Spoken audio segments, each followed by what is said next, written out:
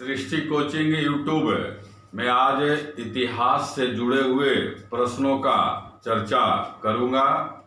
बराबर छात्रों का कहना है कि प्रश्न को अभी विस्तार पूर्वक समाधान करते रहें।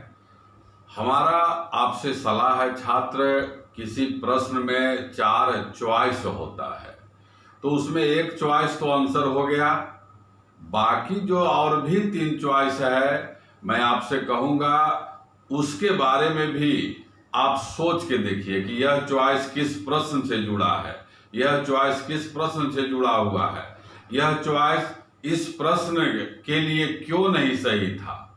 तो आइए आज उसी तरीका से हम लोग कम से कम 30 प्रश्न चर्चा करेंगे इतिहास का, और आपको पूरा इतिहास एक बार में दिमाग में घूम जाएगा और इसी तरह से अभ्यास आप स्वयं भी करते रहें। आइए छात्र, तो सबसे पहले देखिए प्रश्न का भी हम लोग चर्चा करते रहेंगे।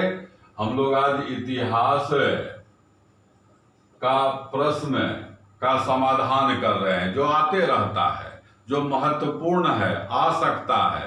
पहला क्वेश्चन देखिए छात्र, आता है कि हड़प्पा सभ्यता का औजार बना होता था। संक्षेप में ही प्रश्न लिख रहे हैं, समय अधिक लगेगा इसलिए। हड़प्पा सभ्यता का औजार बना होता था। चॉइस क्या क्या है? पाषाण का, पाषाण मतलब आप समझ रहे हैं पत्थर का, पाषाण और ताम्र का, फिर इसके बाद ताम्र, कांस्य, लोहा का, और फिर और क्या चॉइस है? ताम्र, टीन और कांसा का।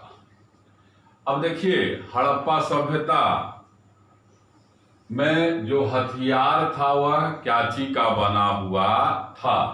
यहाँ 4 चॉइस है, हर एक चॉइस को आपको अगर आंसर है तो ठीक है, नहीं है तो क्यों नहीं है इसका भी चर्चा हम लोग करेंगे। और यही प्रवृत्ति आप में भी पैदा करना है छात्र। अब यहाँ देखिए हथियार केवल पाषाण का, तो केवल पाषाण का, केवल पत्थर का नहीं बना हुआ था। फिर कहता है पाषाण और तांबा का केवल, फिर है ताम्र, कांस्य और लोहा। तो यहाँ पर यह जानकारी रखिएगा छात्र, आता है, यह भी आता है कि लोहा का खोज भारत में कब हुआ है। तो लोहा का खोज वैदिक काल में हुआ है, वैदिक काल में। तो चूंकि लोहा इस समय था ही नहीं, तो इस समय लोहा का हथियार नहीं होगा। तो यहाँ पर आंसर हो जाता है तांबा, टीन और कांसा। कि हड़प्पा सभ्यता, सिंधु घाटी सभ्यता में किस प्रकार के हथियार बने हुए थे। तांबा का था, टीन का था और कांसा का था। इसके लिए आपका प्रश्न आता भी है छात्र कि भारत में कांसा का प्रयोग सर्वप्रथम कब किया गया। तो आंसर होता है सिंधु घाटी सभ्यता में। इसीलिए सिंधु घाटी सभ्यता को कांस्य युगीन सभ्यता भी कहा जाता है, कांस्य युगीन सभ्यता। तांबा के लिए क्वेश्चन आता है, मनुष्य के द्वारा प्रयोग किया गया पहला धातु कौन था। तो मनुष्य के द्वारा प्रयोग किया गया पहला धातु तांबा था, तांबा। अब हम लोग दूसरा प्रश्न पर आते हैं छात्र। अगला कहता है, चॉइस दिया हुआ 4 ग्रंथ आपका जानकारी रहना चाहिए। वेद, वेद के बारे में क्या है? चारों वेद का नाम दिया हुआ है। ऋग्वेद, सामवेद, यजुर्वेद और अथर्ववेद। इस तरह से समझिए। और बाकी में जो है क्या किया गया, इस क्रम को बिगाड़ दिया गया है, क्रम को बिगाड़ा हुआ है। जैसे पहले शुरू किया गया सामवेद, अथर्ववेद, ऋग्वेद, यजुर्वेद, यजुर्वेद, सामवेद। समझ रहे हैं बात को? प्रश्न का तरीका हमेशा सीखना है छात्र, और जिस दिन आप प्रश्न आता कैसे है यह सीख गए तो आपका सफलता का दर बढ़ जाएगा, समय कम लगेगा। तो यहाँ पर इसी क्रम में वेद लिखा गया है, तो कौन सा क्रम सही है? तो आंसर ही हो जाता है कि सबसे पहले ऋग्वेद लिखा गया, सामवेद, यजुर्वेद, अथर्ववेद। आता भी है क्वेश्चन छात्र, सबसे पुराना वेद कौन है? तो सबसे पुराना वेद ऋग्वेद है। और सबसे नया वेद कौन है? अथर्ववेद है। संगीत का जानकारी मिलता है सामवेद से, और यजुर्वेद के लिए आता है गद्य और पद्य दोनों में लिखा हुआ है कौन सा वेद? तो आंसर होता है यजुर्वेद। अगला ये छात्र, अगला है उपनिषदों का संख्या क्या है? उपनिषदों का संख्या, अब आपको चॉइस दे देगा 4, चॉइस दे देगा आपको 18, चॉइस दे देगा 108, कोई नहीं, इस तरह से चॉइस रहता है। तो यहां पर आंसर कौन हो जाएगा? उपनिषदों का संख्या 108 है, वेद का संख्या 4 है, और पुराण का संख्या 18 है। तो यहां पर एक ही यही आंसर है, लेकिन इसके बारे में भी हम लोग चर्चा किए। उपनिषद का अर्थ भी आते रहता है छात्र। उपनिषद का अर्थ होता है गुरु के समीप बैठकर अध्ययन करना। उपनिषद को और क्या कहते हैं? वेदांत कहते हैं। उपनिषद सबसे बड़ा कौन है? तो बृहदारण्यक उपनिषद। फिर इसके बाद आगे बढ़िए छात्र, अगला प्रश्न क्या है? तो अगला प्रश्न है, एक तरफ नदी का प्राचीन नाम है और एक तरफ नदी का आधुनिक नाम है, उसको मिलाने कहता है। तो जैसे देखिए, वितस्ता, ये सब नदी का पुराना नाम है। अस्किनी, परुशनी, विपाशा, और इधर आपका अभी वर्तमान में जो नाम है चेनाब, व्यास, फिर झेलम, रावी, इस तरह से प्रश्न है। फिर इधर कूट दे देता है मिलाने के लिए।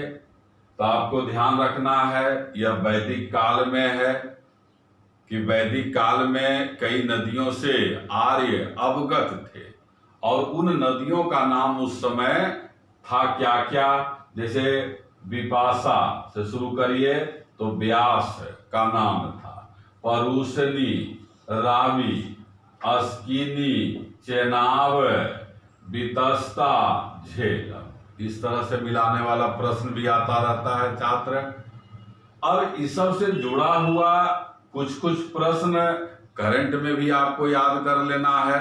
मेरा बराबर कहना है छात्र कि कोई भी शब्द आता है कहीं भी, उससे जुड़ा हुआ जितना भी प्रश्न हो सकता है आप अपने दिमाग में जरूर घुमाइए, लिखने का अभ्यास करिए। यह मैं अपने हजारों छात्रों के साथ जो रहने का अनुभव है उस आधार पर बता रहा हूं कि जिन छात्रों ने ऐसा किया उन्हें शीघ्र सफलता मिला।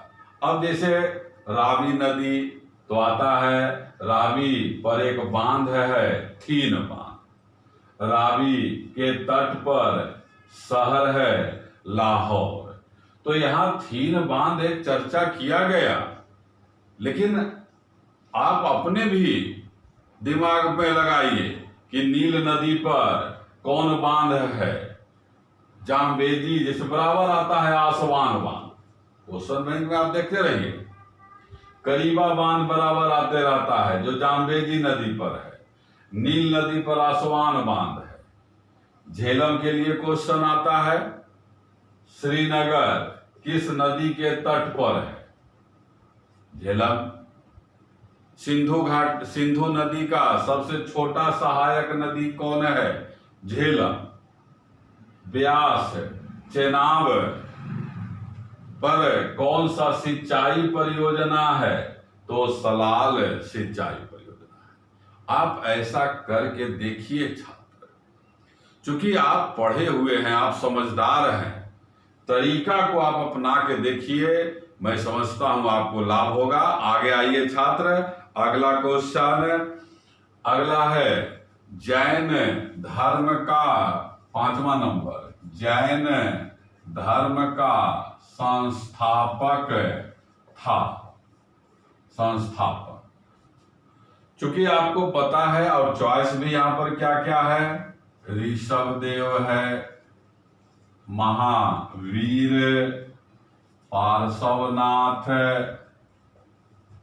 अजीतनाथ, इस तरह से। तो यहां पर एक बात ध्यान रखिएगा छात्र, जब आता है जैन धर्म का संस्थापक, तो चूंकि जैन धर्म में जो ज्ञान प्राप्त करने वाले लोग थे उन्हें तीर्थंकर कहा जाता था, और तीर्थंकरों का संख्या जो है 24 था। और पहला तीर्थंकर ऋषभदेव और 24वां तीर्थंकर महावीर। जब रहता है जैन धर्म का संस्थापक, तब आंसर हो जाएगा ऋषभदेव, और जब रहेगा जैन धर्म का वास्तविक संस्थापक, तब आंसर होता है महावीर। कुछ विद्यार्थी कहते हैं कि क्वेश्चन का कुछ लेवल बढ़ा दीजिए, स्तर बढ़ाइए। हमारा उसमें आपका सुझाव अच्छा है, लेकिन मेरा कहना है कि आप स्वयं जो आप पढ़े हुए हैं उसको आप बार बार रिपीट करते रहिए। अब जैसे यहाँ पर 2 तरह का प्रश्न आ रहा है, एक संस्थापक केवल और दूसरा आ रहा है वास्तविक संस्थापक, तो दोनों में अंतर समझिए छात्र। अब इसी तरह का कुछ प्रश्न आपको और मिलेगा, जैसे आता है भारत में इस्लाम का संस्थापक, तो मोहम्मद बिन कासिम, संस्थापक मोहम्मद बिन कासिम, वास्तविक संस्थापक मोहम्मद गौरी। प्रश्न तो एक ही था, लेकिन आप स्वयं जब दिमाग को जोड़ लगाइएगा तो बहुत सा बात आपके अंदर से आएगा। उसी तरह से हम लोग आगे और बढ़ते हैं। गुलाम वंश, गुलाम वंश का संस्थापक कुतुबुद्दीन ऐबक, और वास्तविक संस्थापक आप जान रहे हैं छात्र, इल्तुतमिश।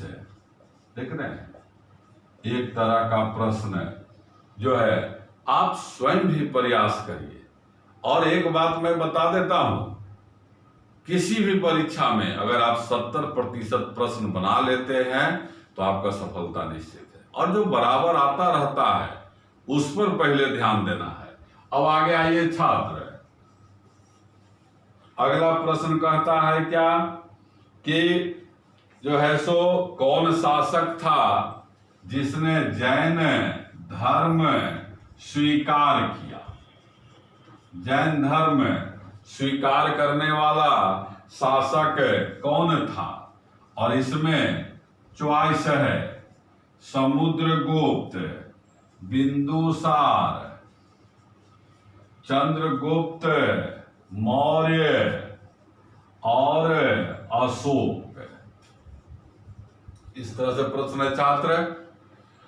तो जैन धर्म स्वीकार करने वाला आपके लिए आंसर यहां कौन हो जाएगा? चंद्रगुप्त मौर्य हो जाएगा। लेकिन आप यहीं मत रुकिएगा, अब इन शासकों से जुड़े हुए आप घर पर भी अभ्यास करते रहिए। हमारा मानना है कि प्रतिदिन कम से कम एक सेट जरूर प्रैक्टिस अभी करना चाहिए।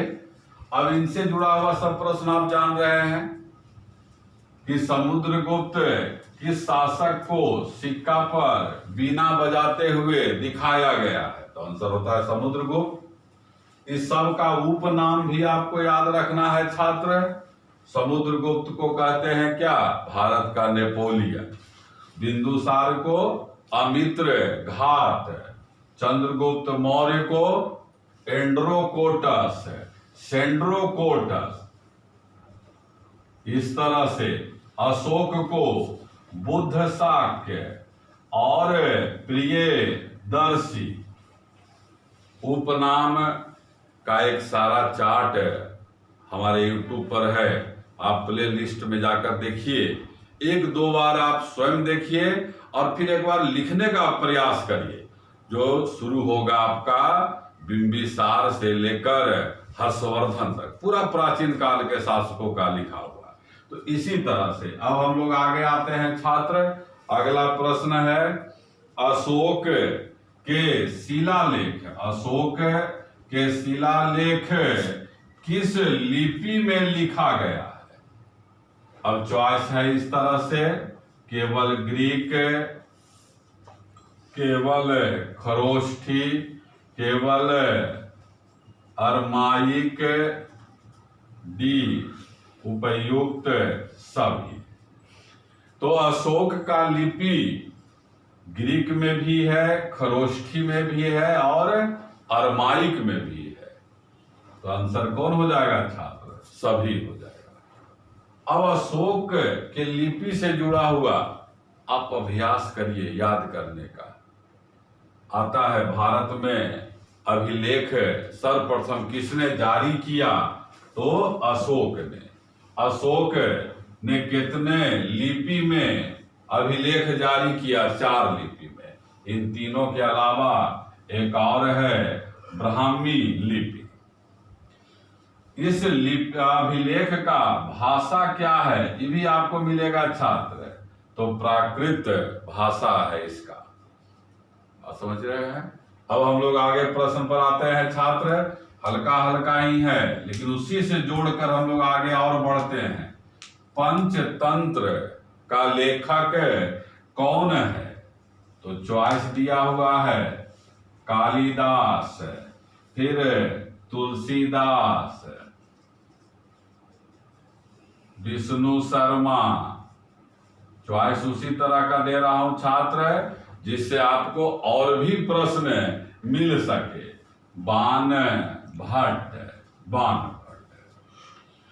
तो पंचतंत्र से जुड़ा हुआ बात आपको याद रखना है, बराबर आता रहता है छात्र। पंचतंत्र का लेखक विष्णु शर्मा है, विष्णु शर्मा। और इसके लिए और भी कई क्वेश्चन है। यह गुप्त वंश, गुप्त काल का किताब है और यह एक ऐसा किताब है जिसे सबसे अधिक विदेशी भाषाओं में अनुवाद किया गया है, ट्रांसलेट किया गया है, इसे सबसे अधिक।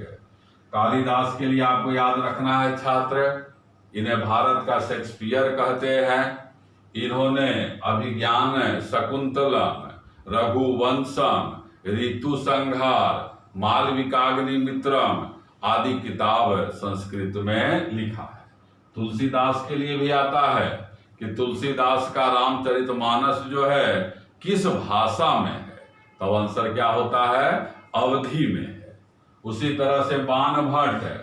बाण भट्ट किसका कोर्ट पोएट था? दरबारी कवि हर्षवर्धन का। तो मैं समझता हूं कि इस तरह से अगर आप अध्ययन करते हैं छात्र तो आपको अधिक से अधिक लाभ होगा। आइए हम लोग आगे अभी और कुछ प्रश्न बनाते हैं, आपको निश्चित रूप से लाभ हो रहा होगा। अब देखिए अगला प्रश्न कहता क्या है कि निम्न में से क्वेश्चन है कि निम्न में से कौन सा मंदिर बनाने का प्राचीन काल में शैली था? मतलब किस शैली में मंदिर का निर्माण होता था?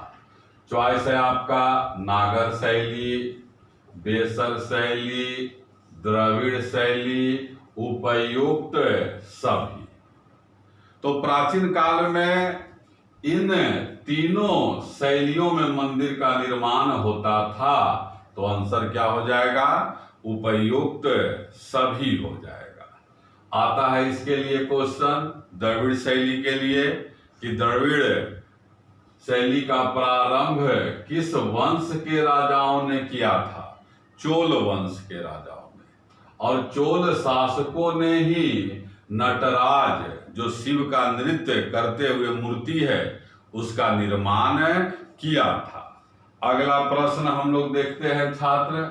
अगला है बंगाल का प्राचीन नाम था।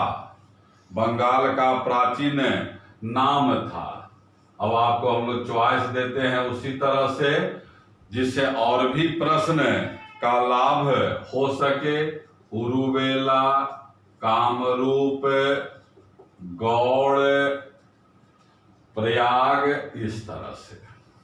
तो बंगाल का प्राचीन नाम जो भी देख रहे हैं छात्र जो पढ़े हुए हैं वह सीधे आंसर क्या लगाएंगे? गौड़, कि बंगाल का पुराना नाम था। लेकिन यह भी चॉइस किसी न किसी प्रश्न का आंसर है। बोध गया का पुराना नाम क्या है? उरुवेला। असम का पुराना नाम कामरूप। इलाहाबाद का पुराना नाम प्रयाग है। फिर इसके बाद जो है आगे हम लोग बढ़ते हैं छात्र। आता है क्वेश्चन, फिर आगे क्या है कि शेर शाह, तब हल्का हल्का क्वेश्चन है छात्र जो हम चर्चा कर रहे हैं। शेर शाह ने या के द्वारा चलाया गया चांदी के सिक्का को कहा जाता था। शेर शाह ने सोना में भी सिक्का चलाया, चांदी में भी चलाया, तांबा में भी चलाया। तो अब फिर चॉइस क्या है यहाँ पर? शेर शाह के द्वारा चलाया सिक्का का रुपया, दिनार, काकनी, पान, इस तरह से। तो शेर शाह ने जो चांदी का सिक्का चलाया था उसे रुपया कहते हैं। और ये भी प्रश्न आता है कि भारत में रुपया का प्रारंभ किसने किया था? तो शेर शाह ने। अब यह सब भी है कहीं न कहीं प्रश्न ही है छात्र कि गुप्त काल में सोना का सिक्का को क्या कहा जाता था? दिनार। तांबा के सिक्का को काकनी। मौर्य काल में जो चांदी का सिक्का था उसको पन, आहत कहा जाता था। फिर इसके बाद जो है आता है आगे क्वेश्चन और हम लोग देखते हैं छात्र। तो आएगा कि बुलंद दरवाजा। बुलंद दरवाजा का निर्माण किस विजय के बाद किया गया था? माने कौन सा विजय किया गया? अब यहाँ पर चॉइस आपका है उड़ीसा है, फिर बंगाल, दिल्ली और गुजरात। इस तरह से। तो पहला तो यही प्रश्न है कि बुलंद दरवाजा का निर्माण अकबर ने किया था फतेहपुर सीकरी के निकट, और आंसर कौन हो जाएगा? गुजरात विजय। अब देखिए छात्र, एक भवन आया है बुलंद दरवाजा, कोशिश करिए आप, अभ्यास करिए। और भी जो भवन है, चाहे वो मंदिर हो, मस्जिद हो, मकबरा हो, कब बना, किसके द्वारा बना, आप लिखने का अभ्यास करिए। आप देखिएगा प्रश्न तो एक ही बना है लेकिन बहुत सा प्रश्न आपके सामने आया। अगला देखिए छात्र, इसी तरह से जुड़ा हुआ है अगला। बीबी का मकबरा, बीबी का मकबरा है किसका है? चॉइस दिया हुआ है नूर जहां। फिर अब दे दिया है हुमायूं की पत्नी, औरंगजेब की पत्नी और मुमताज। 4 चॉइस है कि बीवी का मकबरा। तो बीवी का मकबरा आंसर आपको जानकारी होना चाहिए। यह औरंगजेब की पत्नी का बना हुआ मकबरा है। और इसके अलावा यह सब भी प्रश्न है मुमताज महल आगरा में ताजमहल में दफनाया गया। फिर आपको याद रखना चाहिए नूरजहां भी बराबर आने वाला प्रश्न है कि नूरजहां का मूल नाम क्या था, तो मेहरू निशा था, मेहरू निशा। बीबी का मकबरा का उपनाम भी आता है छात्र, इसे दक्षिण भारत का ताज महल कहते हैं, ताजमहल कहते हैं। अब इसके बाद जो है आगे आइए छात्र, अगला क्वेश्चन हम लोग देखते हैं क्या है। भारत आने वाला पहला यूरोपीय कंपनी, पहला यूरोपीय कंपनी, और यहाँ पर डच, अंग्रेज, फ्रांसीसी, पुर्तगाली, इस तरह से है। तो आप केवल यह याद नहीं रखिए कि सबसे पहला आने वाला पुर्तगाली था, कोशिश करिए इससे जुड़ा हुआ भी चर्चा करने का कि सबसे पहले आने वाला और सबसे बाद में जाने वाला, दोनों का आंसर होता है पुर्तगाली। डच ईस्ट इंडिया कंपनी का स्थापना कब हुआ, बराबर आपको मिलेगा क्वेश्चन में। ईस्ट इंडिया कंपनी का स्थापना 1600 ईस्वी में, फ्रेंच ईस्ट इंडिया कंपनी का स्थापना 1664 ईस्वी। तो आप खुद भी याद करते रहिए छात्र। फिर इसके बाद जो है हम लोग आगे अगला क्वेश्चन देखिए। भारत से कोहिनूर हीरा लूट कर ले गया था, कौन ले गया था? अब चॉइस देख लीजिए, मोहम्मद गौरी, नादिर शाह, रॉबर्ट क्लाइव, अहमद शाह अब्दाली। प्रश्न के साथ चॉइस हमने उस तरह का खोजने का प्रयास किया है जिससे और भी प्रश्न आप रिवीजन कर सकते हैं। तो कोहिनूर हीरा लूटा था भारत में नादिर शाह ने। कब लूटा, किस युद्ध में लूटा, सब तो स्वाभाविक प्रश्न बनता है छात्र। तो इसको 1739 ईस्वी में एक युद्ध हुआ था, करनाल का युद्ध, उसी युद्ध में इसे लूटा था नादिर शाह ने। और उस समय भारत का सुल्तान मोहम्मद शाह, जिसे हम लोग रंगीला बादशाह कहते हैं, था। अब इसके बाद जो है आगे बढ़ते हैं छात्र। सती प्रथा को समाप्त किया, सती प्रथा को समाप्त किया। अब यहाँ पर चॉइस दे देगा लॉर्ड रिपन, लिटन, डल हौजी, बेंटिक। तो सबको पता है छात्र कि सती प्रथा को समाप्त करने का काम विलियम बेंटिक ने किया था, जो भारत का प्रथम गवर्नर जनरल था। अब इस तरह से देख रहे हैं आप, सब यह सब गवर्नर जनरल ही है छात्र। कोशिश आपको करना है कि इनसे जुड़े हुए प्रश्नों को भी और याद करना। जैसे आएगा पंजाब को ईस्ट इंडिया कंपनी में किसने मिलाया, तो आंसर क्या होता है? लॉर्ड डलहौजी होता है। फिर इसके बाद आता है देसी भाषा अधिनियम, वर्नाकुलर एक्ट कहा जाता है, बराबर आता है छात्र। किसने बनाया? तो लॉर्ड लिटन ने। वर्नाकुलर प्रेस एक्ट को समाप्त किसने किया? लॉर्ड रिपन ने। एक आध प्रश्न और हम लोग चर्चा करते हैं छात्र। फिर इसके देखिए आता है 1857 में सर्वप्रथम भारतीय विश्वविद्यालय खोला गया। और चॉइस इसमें क्या क्या है? मद्रास है, कलकत्ता है, बनारस, बम्बई। तो सर्वप्रथम जो है भारत में विश्वविद्यालय खोला गया कलकत्ता में।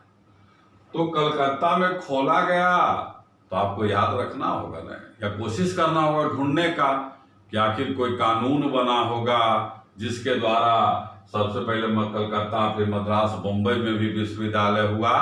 तब वह कानून क्या था? उसको कहा जाता है वुड डिस्पैच। Wood dispatch. आपको स्वयं उत्सुक होना होगा कि इससे जुड़े और प्रश्न का हम लोग चर्चा करें। तो आप स्वयं देखिएगा। प्रश्न हल्का भले हो सकता है, लेकिन आप इससे जुड़े हुए बात को आगे बढ़ाएंगे तो आपको लाभ होगा। आपने देखा छात्र, करीब 20 प्रश्न का हम लोग चर्चा किए, इतिहास से जुड़ा हुआ। आपसे हमारा आग्रह है कि यह वीडियो कैसा लगता है आप जरूर बताएं और आवश्यक सुझाव भी जरूर दें। काफी लोग देखते हैं, लेकिन सुझाव कुछ ही लोग का आता है, तो आप जरूर सुझाव दें। अच्छा लगा हो तो सब्सक्राइब करें, लाइक करें। धन्यवाद।